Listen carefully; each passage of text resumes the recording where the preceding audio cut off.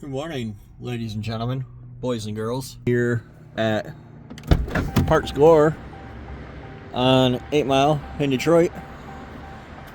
And we're going to go see what kind of treasures they have to show us today down in Detroit.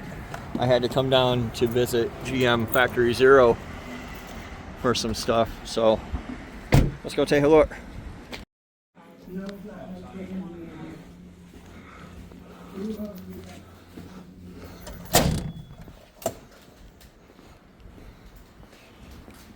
So, a lot of people outside of Michigan don't know how many Muslim folks there are down in southeast Michigan. Check this out. That's kind of cool. This is 6.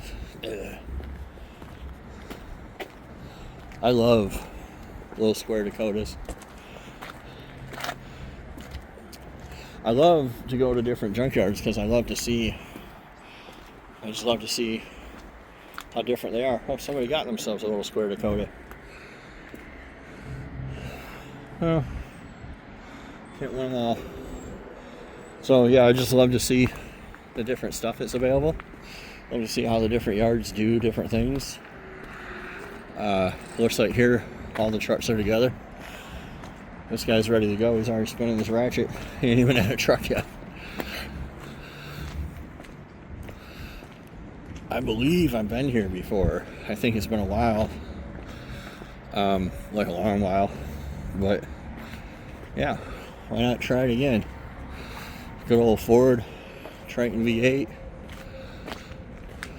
I swear to God, people argue about anything on the internet.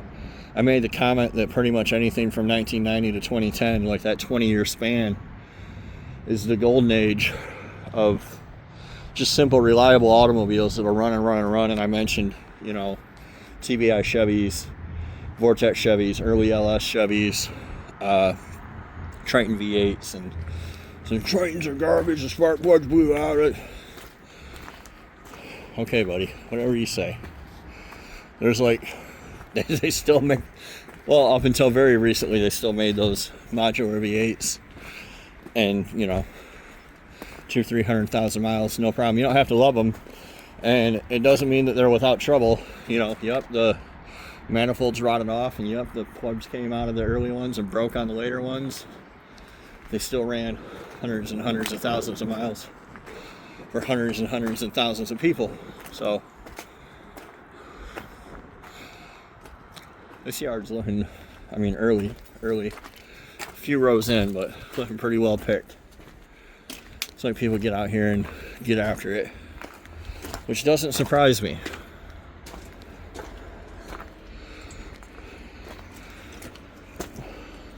There's a window for your Polaris General if you have an only General's bracket.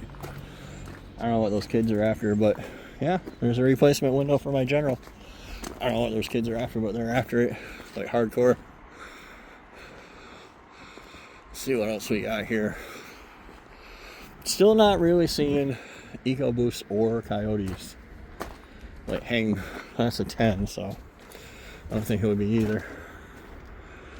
Just another one of those worthless modular motors that powered millions of automobiles for millions of miles.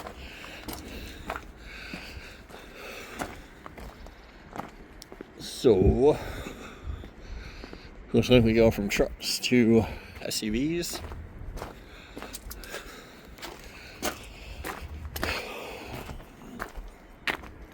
SUVs don't hold a ton of value or interest for me for the most part. I actually don't know what their prices are here. I have no idea if stuff's a good deal or not. They always have their price list online. There's the cars.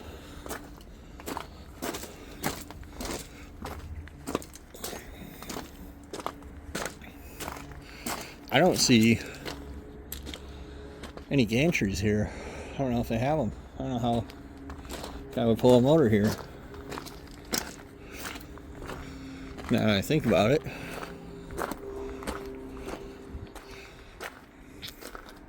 It's that good old Ameribara that nobody's putting in their shit except for the 3 guys that have spent $15,000 to go as fast as a 5.3 with a turbo.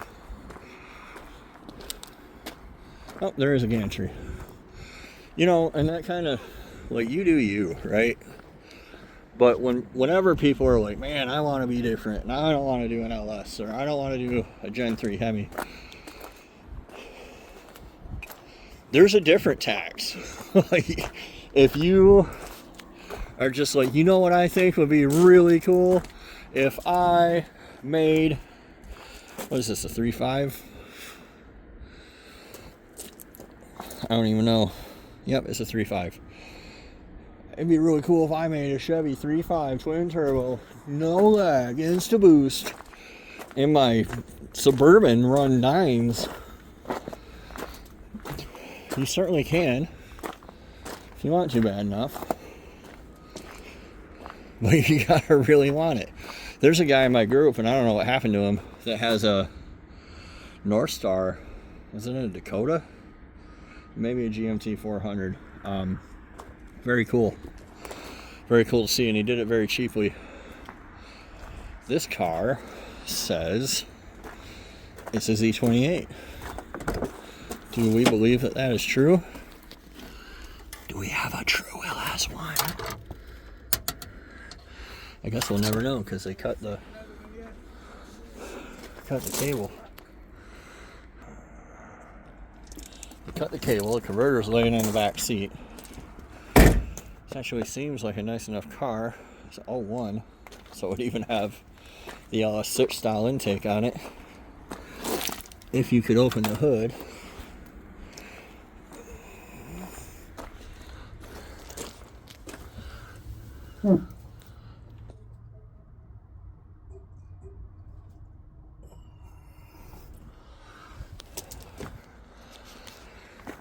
What I don't know, what I'm trying to figure out is this an up-badged base model? And I think it is. But yeah, they got the hood stuck down. And I can't see in there. I'm almost positive that's a 3.8 in there. From the way that throttle body sits way up high. Let me put you down and see if I can't figure out a way to open this up. Well, I didn't get the hood open, but I did nose around till I saw the starter over here on the passenger side. It's definitely a 3.8. You can probably tell from the VIN too, although I don't know off the top of my head. 8 digits K. I'll look that up, put it on the screen. But somebody tricked us. Looks like you'll get that with these good jobs. So what else we can see?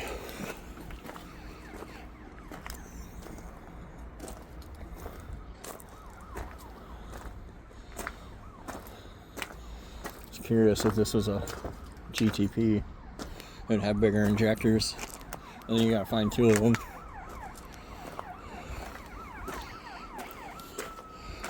Oh, we're gonna get back here where I really need to be, the vans.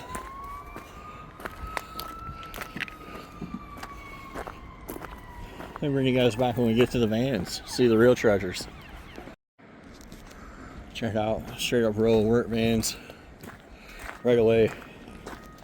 3500 LQ4 MT1 6-liter 4L80. This is your guy. All your dreams come true right here.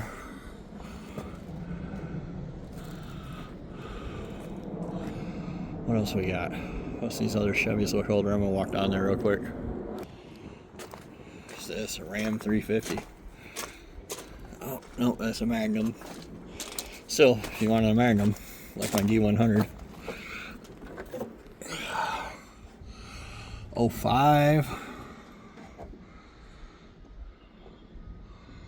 What is this?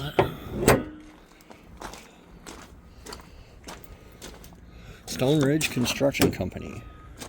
Got the keys in it.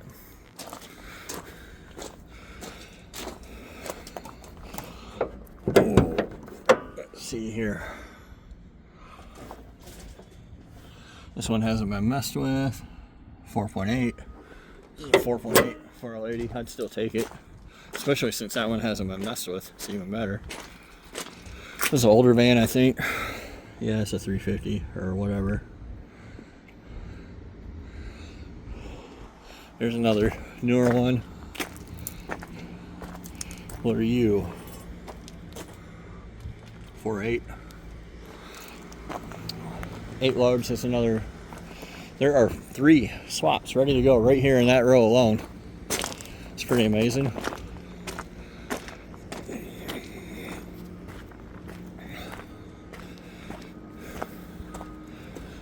Sweet hubcap, center caps. I think this is a like 350, yeah. What do we got here? This is a newer van. By the way, looking at you pull apart our Weller self-serve. These guys do allow grinders and sawzalls. So I don't know what year this is, but it's another LS. We'll look real quick. I guess I don't really care what year it is, but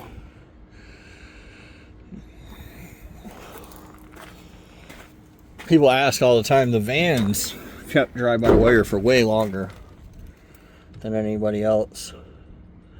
LR4, so it's a 4.8.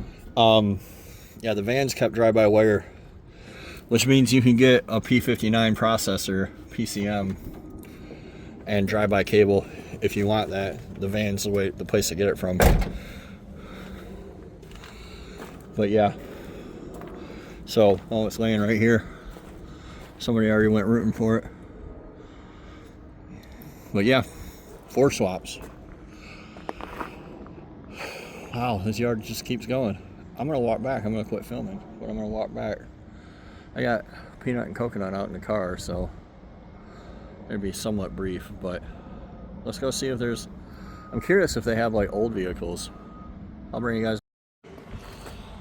So they do have. I'll put you guys in wide view. I guess what I would call a classic row. It's the last one. I don't know that I would agree with all of them. This is a Fleetwood. It's like an older Fleetwood.